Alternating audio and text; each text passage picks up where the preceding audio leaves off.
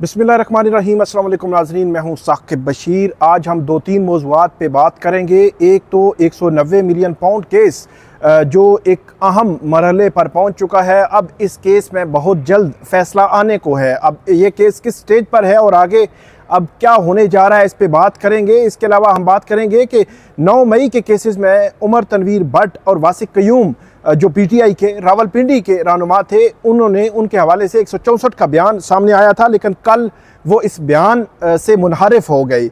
इसके असरात क्या होंगे। और तीसरा और अहम मौजू जिस पे बात करेंगे हम, अजहर मशवानी के 2 भाइयों की लापता होने वाले के हवाले से केस जो है वो बाजियाबी का केस इस्लामाबाद हाई कोर्ट में ज़ेर इल्तिवा है, ज़ेर समात है। उसके हवाले से जस्टिस मियां गुल हसन औरंगज़ेब ने आज समात की। समात के दौरान गैर मामूली रिमार्क्स वज़ीर आज़म और हुकूमत पाकिस्तान और अटॉर्नी जनरल के हवाले से सामने आए हैं कि लापता अफराद के हवाले से हुकूमत की पॉलिसी जो है वो इतनी तरजीहात में शामिल क्यों नहीं है। इसके हवाले से बात करेंगे तफसील के साथ कि आज की प्रोसीडिंग में हुआ क्या है। इसके अलावा पीटीआई के एक कारकुन है मोहम्मद फैज़ान, जो इस्लामाबाद से लापता हैं, और ये बताया गया था कि वो सदर हाउस में वो फोटोग्राफर थे। फिर उसके बाद पीटीआई के जो है वो फोटोग्राफर रहे। उनका ये बताया गया कि सोशल मीडिया अकाउंट भी नहीं है, लेकिन वो भी लापता हैं। इसमें आईजी इस्लामाबाद को भी तलब कर लिया है। जस्टिस मियां गुल हसन औरंगज़ेब ने आज समात की है। इन दोनों समातों का अहवाल सबसे पहले आपके सामने रखते हैं और उसके बाद 190 मिलियन पाउंड और 9 मई के केसेस की अहवाल आपके सामने रखेंगे। आप हमारे साथ रहिएगा। हमारा यूट्यूब चैनल सब्सक्राइब कर लें, बेल आइकन का बटन प्रेस कर लें, ताकि जब भी हम कोई वीडियो अपलोड करें तो फ़ौरन उसका लिंक आपको मिल जाया करे। हम शुरू करते हैं सबसे पहले अजहर मशवानी के 2 लापता भाइयों की बाजियाबी से मुतालिक केस की समात आज additional attorney general Munawwar Iqbal Dugal पेश हुए। अटॉर्नी जनरल अदालत के सामने पेश नहीं हुए। हालांकि जस्टिस मियां गुल हसन औरंगज़ेब ने अटॉर्नी जनरल को ये बाकायदा रिटर्न में ये हदायत की थी कि वो प्राइम मिनिस्टर से मिलेंगे और प्राइम मिनिस्टर के सामने ये मामला रखेंगे कि जो लोग गैर कानूनी तौर पर, जो स्टेट के एहलकार गैर कानूनी तौर पर शहरियों को उठाते हैं, गायब करते हैं, उनके हवाले से हुकूमत की पॉलिसी क्या है। लेकिन अटॉर्नी जनरल ने आना था, कल थर्सडे को आना था। वो सुप्रीम कोर्ट में मुबारक सानी केस की वजह से वो नहीं आए, बताया गया कि नहीं आए, और आज भी नहीं आए। आज जो है वो जस्टिस मियां गुल हसन औरंगज़ेब ने फिर बात की कि उनको कहा गया, सबसे बड़े जो लॉ ऑफिसर हैं इस मुल्क के अटॉर्नी जनरल, उनको कहा गया कि ये मामला वज़ीर आज़म जो एग्जीक्यूटिव हेड हैं इस मुल्क के, सबसे बड़े जो है वो हेड हैं इस मुल्क के और वज़ीर आज़म हैं, उनके सामने ये मामला रखें। तो लेकिन उन्होंने भी इस पे ध्यान नहीं दिया। ये जो है वो जस्टिस मियां गुल हसन औरंगज़ेब ने कहा। आज जो डॉक्टर बाबर अवान अदालत के सामने पेश हुए तो समात के शुरू में ही जस्टिस मियां गुल हसन औरंगज़ेब ने पूछा कि क्या कुछ मालूम हुआ है।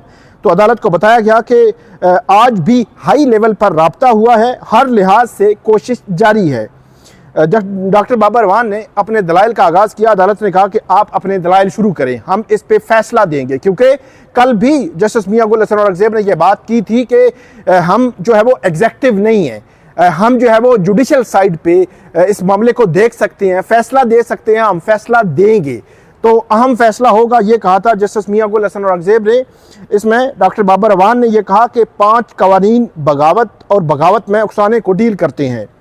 कहीं नहीं बताया गया कौमी मफाद में क्या है।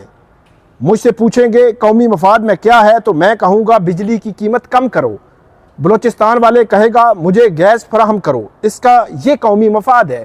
ये डॉक्टर बाबर अवान ने कहा। और ये भी कहा कि आपके अदालत के अहकामात पर पहले भी लोग बाजियाब हुए हैं।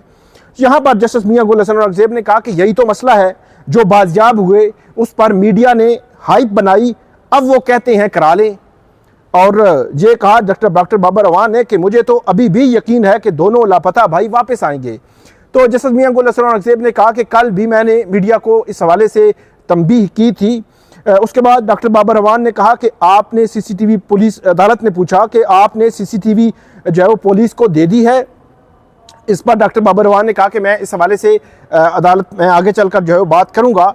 जिसके बाद अदालत ने कहा कि कोई लापता होता है, 3-4 माह बाद आकर कहता है मैं खुद गया था, वो वापस आकर कहता है मैं केस की पैरवी नहीं करना चाहता, तो इस सूरत हाल में रियासत की क्या जिम्मेदारी है, ये अदालत ने पूछा डॉक्टर बाबर अवान से। तो डॉक्टर बाबर अवान ने अदालत को कहा कि रियासत की जिम्मेदारी है कि उसको हॉस्टाइल डिक्लेयर करे, मुनहरिफ डिक्लेयर करे और उसके हवाले से बाकायदा तौर पर उसको प्रोसिक्यूट करे और उस पर जो है वो जो लोग उसमें मुलव्विस हैं उनके खिलाफ कार्रवाई करे। ये है स्टेट की जिम्मेदारी।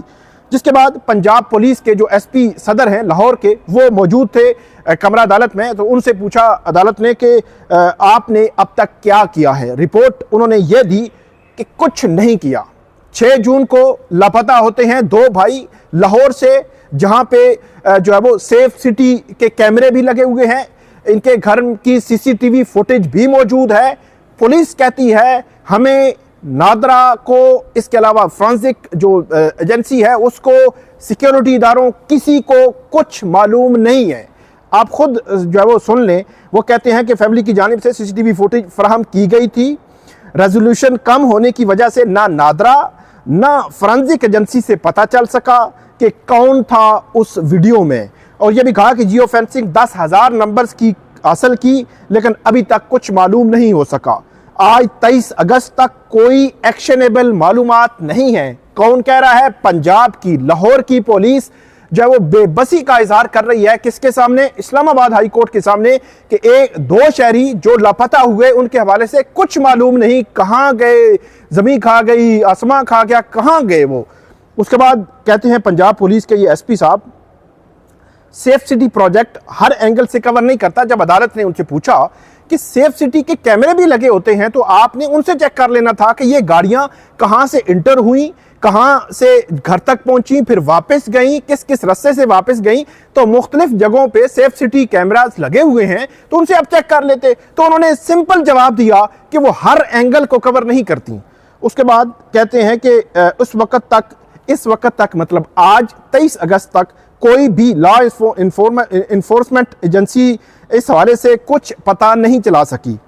उसके बाद अदालत ने यह कहा कि दोनों भाइयों का 3 माह से पता नहीं चला। मुझे मालूम है 24 घंटे एक फैमिली का मामला 24 घंटे का था, तो उनका क्या दर्द था वो मुझे मालूम है। ये उन्होंने हवाला दिया जस्टिस मियां गुल हसन औरंगजेब ने। जस्टिस मियां गुल हसन औरंगजेब ने जब अटॉर्नी जनरल आए थे उस रोज भी एक वाक़े का जिक्र किया था, आज भी एक वाक़े का जिक्र किया, और डेफिनेटली वो एक वाक़या जो है हो चुका है। वो शायद उनके करीबी हों, कोई जानने वाले हों, कोई दोस्त हों, कोई रिश्तेदार हों। कौन था जिस वाक़े का जिक्र जस्टिस मियां गुल हसन औरंगजेब बार बार कर रहे हैं। पिछली समात पे भी किया, आज भी किया, कि वो दर्द हमें जो है पता है कि उस फैमिली के साथ फैमिली का क्या दर्द होता है। ये भी कहा उन्होंने कि लोग लापता हो रहे हैं, इस हवाले से हुकूमत की कोई तरजीह नहीं। दूसरे अल्फाज में हुकूमत इसको इंडोर्स कर रही है। और यह भी कहा बज़ाहिर यूं लग रहा है हुकूमत ही जबरी गुमशुदगियों की बेनिफिशरी है। कैसे इस मुल्क में लोग अगवा होते हैं, चीफ एग्जीक्यूटिव कुछ नहीं करते। अटॉर्नी जनरल ने कहा था वज़ीर आज़म को इस मामले पर ब्रीफिंग कर दूंगा। चीफ एग्जीक्यूटिव को इन मामलात का पता है, मगर फिर भी लोग जबरी लापता हो रहे हैं। जो अटॉर्नी जनरल ने वज़ीर आज़म से मीटिंग का कहा, फिर कुछ नहीं हुआ उसमें भी। और यह कहा कि वज़ीर आज़म के पास, बाबर अवान ने कहा कि इस अदालत के ऑर्डर पढ़ने का भी वक्त नहीं। यहाँ पर जो डॉक्टर बाबर अवान है उनकी जानिब से दलाइल दिए गए, लेकिन एडिशनल अटॉर्नी जनरल ने कहा कि अटॉर्नी जनरल वज़ीर आज़म से मिले थे, अगर टाइम दें तो वो आकर बता देंगे कि क्या बात हुई। तो अदालत ने कहा कि वज़ीर आज़म को जब बुलाया गया तो वो एक्सरसाइज भी बेमकसद थी। Chief law officer attorney general को कहा वज़ीर आज़म से मिलें, इस मामले को एड्रेस करें, लेकिन उन्होंने कोई ख्याल नहीं किया। अदालत ने यह भी कहा कि क्यों नहीं सोचते, ये चीज़ें मुल्क को बुरा नाम दे रही हैं। इस हवाले से मैं ऑर्डर पास करूँगा। और इस पर यह भी कहा कि आइन में रियासत के सरबराह वज़ीर आज़म, जबकि कानून का सरबराह अटॉर्नी जनरल होता है। अगर हुकूमत को ड्यू प्रोसेस फॉलो नहीं करना तो फिर क्या कह सकते हैं, मतलब कानूनी तौर पर अगर किसी ने जुर्म किया है तो उसको मजिस्ट्रेट के सामने पेश करें। और यह भी कहा अदालत ने कि इस केस को मंगल तक रख रहा हूँ, मंगल को मैं नहीं हूँगा, किसी भी बेंच के सामने ये केस लगेगा। मेरे ना होने की वजह से इस केस में ताख़ीर नहीं चाहते। अदालत की सरबराह JIT SP लाहौर को रिपोर्ट जमा कराने की हदायत, जो उन्होंने कहा कि मुतलका अदालत में जो है रिपोर्ट जमा करवाए। और उसके बाद अदालत ने कहा कि मैं इस हवाले से ऑर्डर पास करूंगा। आज़म अशवानी के केस में PTI के जो कारकुन है फैज़ान, उनके हवाले से ये बताया गया कि 2 हफ्तों में कुछ नहीं हुआ। जो तफ्तीशी अफसर थे उस पर बरहमी का इजहार किया जस्टिस मियां गुल हसन औरंगजेब ने कि आपने क्या किया है, लेकिन उन्होंने कहा कि जो है वो ये रिपोर्ट लिखी है, ये भी रिपोर्ट लिखी है, ये भी रिपोर्ट लिखी है, लेकिन कुछ नहीं हुआ। मतलब बंदा वापस नहीं आया तो कुछ नहीं हुआ। इस पर अदालत ने पूछा कि क्या आप इस रिपोर्ट से मुतमिन हैं? स्टेट काउंसिल से पूछा तो उन्होंने कहा कि नहीं, हम आइंदा समाअत पर तफसीली रिपोर्ट पेश करेंगे। तो इस्लामाबाद पुलिस ने यह भी कहा कि जहां जहां ये फैज़ान जो पीटीआई का कारकुन है लापता है, जहां जहां जाता था वहां भी हमने तहकीकात की। तो अब अदालत ने फैज़ान के केस में आईजी इस्लामाबाद को आइंदा समाअत पर ज़ाती हैसियत में तलब कर लिया है। ये समाअत होनी है मंगल के दिन। आज है फ्राइडे, सैटरडे, संडे, मंडे, 3 रोज़ के बाद चौथे रोज़ जो है वो ये समाअत होगी। मंगल के रोज़ आईजी इस्लामाबाद को तलब किया गया है फैज़ान लापता जो है वो उनकी बाजियाबी के केस में, और जो अजहर मशवानी हैं उनके केस में तफसीली ऑर्डर पास करेंगे, order of the day, justice Mian Gul Hassan Aurangzeb. और मंगल को अब नया बेंच केस की समाअत करेगा। देखते हैं कि किस बेंच के सामने ये केस लगता है। अब आते हैं दूसरे मामले की तरफ, और दूसरा मामला भी बड़े अहम है, बड़ा इंपॉर्टेंट है। वो है 190 million pound case. 190 million pound case में इमरान खान यहाँ इस्लामाबाद हाई कोर्ट आए कि 2020 का वो डॉक्यूमेंट उनको चाहिए जिस डॉक्यूमेंट की बुनियाद पर इस अलकादर ट्रस्ट केस को बंद कर दिया गया था। वो डॉक्यूमेंट नैब ने इमरान खान के वकला को फ्राहम कर दिया। यहाँ से केस खत्म हुआ, और साथ ही इमरान खान जो केस पे जो स्टे था वो भी खत्म हो गया। और आज अडयाला जेल में उसकी समाअत जारी है। अगली वीडियो में उसका अहवाल आपके सामने रखेंगे। अडयाला जेल में तफ्तीशी अफसर के बयान पर जरा जारी है।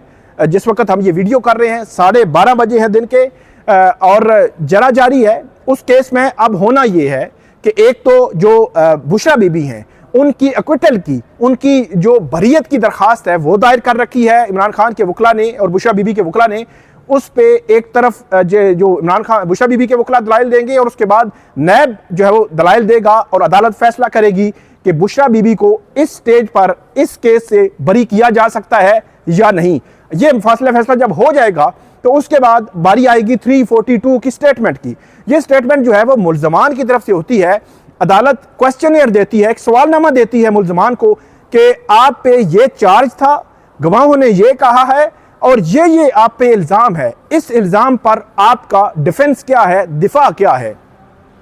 उसी सवालनामे में एक जो है वो आखिरी जो सवाल होता है, उस सवाल में ये कहा जाता है कि आप कोई गवाह अगर अपनी दिफा में लाना चाहते हैं, डिफेंस में लाना चाहते हैं, तो वो आप ला सकते हैं। तो आपको पिछली वीडियोस में मैं बता चुका हूं कि इमरान खान ये तय कर चुके हैं कि वो अपने दिफा में गवाह लाएंगे। उन्होंने ये बताया भी था अडयाला जेल में, मीडिया टॉक में। उनके वकला भी कंफर्म कर रहे हैं कि वो अपने दिफा में 2 या 4 लोग गवाह लाएंगे। तो ये एक नई सिचुएशन होगी जब वो गवाह आएंगे। पहली बात तो ये है कि जो इद्दत का केस था उसमें गवाहों के नाम सलमान अकरम राजा ने रात 9 बजे 2 फरवरी की रात को नहीं दिए थे, 1 फरवरी की रात को, और उन्होंने कहा था कि अगर मैंने नाम दे दिए तो हो सकता है कि वो गवाह अदालत तक ना पहुंच सके। तो इनमें भी पोजीशन यही है कि वो गवाहों के नाम अगर आ जाएं तो हो सकता है कि वो गवाह जो है वो अदालत तक ना पहुंच सके, क्योंकि कानून और आइन की अमलदारी है हमारे मुल्क में कि एक मुल्जिम है, उसके खिलाफ केस चल रहा है, वो अपने गवाहों के नाम नहीं बता रहा कि कहीं वो गवाह ही लापता ना हो जाएं। तो बहुत बड़ा सवालिया निशान है हमारे एक जुडिशल सिस्टम पर भी। गवाहों के स्टेटमेंट्स होंगे, वो पहुंच गए, फिर उन पे जरा होगी, और उसके बाद दोनों तरफ जो है वो दलाइल देंगे, दोनों तरफ के वकला, और अदालत फैसला कर देगी। ऐसा लगता है कि आइंदा चंद रोज में उसका फैसला आ भी सकता है, लेकिन कितना टाइम लगेगा अभी कुछ कहना कबल अज़ वक्त है। इस्लामाबाद हाई कोर्ट उस पर स्टे खत्म कर चुकी है, लेकिन जो इमरान खान के वकला हैं आज भी ये कहते हैं कि 31 अक्टूबर का सुप्रीम कोर्ट का जो फैसला है वो आज भी बरकरार है, और सुप्रीम कोर्ट ने स्टे दे रखा है कि एहतसाब अदालतें ट्रायल मुकम्मल करेंगी लेकिन फैसला नहीं दे सकती। अब देखना यह है कि क्या एहतसाब अदालत सुप्रीम कोर्ट के उस फैसले की पैरवी करती है या नहीं, या सुप्रीम कोर्ट में जो नैब तरमीम का केस 6 जून से उसका फैसला महफूज हुआ है, क्या उसका फैसला पहले आता है। अगर फैसला पहले आता है तो उसका डायरेक्ट इफेक्ट जो है वो 190 मिलियन पाउंड केस और तोशा खाना 2 जो बनाया है नैब ने अभी, उस केस पर जो है वो इसका इफेक्ट होगा। लेकिन देखना यह है कि अब आइंदा दिन बड़े अहम है, देखना यह है कि मामलात किस नहज पे जाकर रुकते हैं। आखिरी बात, 9 मई के केसेस में जो उमर तनवीर भट्ट हैं और वासिक कयूम पीटीआई के रहनुमा हैं रावलपिंडी से, वो आज से कुछ अर्सा कबल अचानक लापता होते हैं। लापता होने के बाद अचानक वापस आते हैं, फिर अचानक ही 164 का बयान दे देते हैं कि सारा कुछ इमरान खान की मां पर हुआ, फिर अचानक उनके खिलाफ कार्रवाई खत्म हो जाती है, उनकी जमानत भी हो जाती है, फिर मामला चलते रहते हैं। फिर अब जो है वो कल एक टर्निंग पॉइंट आया इस सारे मामले में। कल उमर तनवीर भट्ट और वासिक कयूम जो इंसदाद दहशतगर्दी अदालत रावलपिंडी है, वहां पे 9 मई के मुतलका केसेस की समाअत थी। उस समाअत के दौरान उन्होंने ये कहा है, वो मुनहरिफ हो गए हैं उन बयानात से जो 164 के उनसे मंसूब किए जा रहे थे। बड़ी ब्रेकिंग्स चली थी, बड़ी खबरें चली थी कि वो कोई वादा माफ गवाह बन गए हैं या पता नहीं क्या हो गया है, लेकिन एडमिशन वो था उसमें जो 190 164 के बयान में ये बताया गया था, लेकिन अब वो मुनहरिफ हुए हैं। अब ये देखना है कि उस मामले में अब फर्दर क्या होगा। मेरा ये ख्याल है कि जिस तरह लाहौर में जो डिवीजन बेंच था उसने इमरान खान के रिमांड को डिक्लाइन किया था, फिर उसके बाद इस्लामाबाद जो इंसदाद दहशतगर्दी अदालत रावलपिंडी है उसमें बुशरा बीबी के 12 मुकदमात में उनको डिस्चार्ज किया गया। अब तीसरा जो बड़ा सेटबैक हुआ है प्रोसिक्यूशन के लिए 9 मई के केसेस में, वो 2 लोग हैं जो अपने 164 वाले बयान से ही मुनहरिफ हो गए हैं। तो अब ये देखना है कि कैसे कैसे प्रोसिक्यूशन इस केस को कवर करती है, कैसे साबित करती है, कैसे जो है वो उनको जो है वो सजा जो दिलवाने में कामयाब होती है। ये देखते हैं कि क्या होता है आने वाले दिनों में। ये थी आज की अपडेट। उम्मीद है आपको पसंद आएगी। इस पर फीडबैक कीजिएगा, कमेंट कीजिएगा। बहुत शुक्रिया।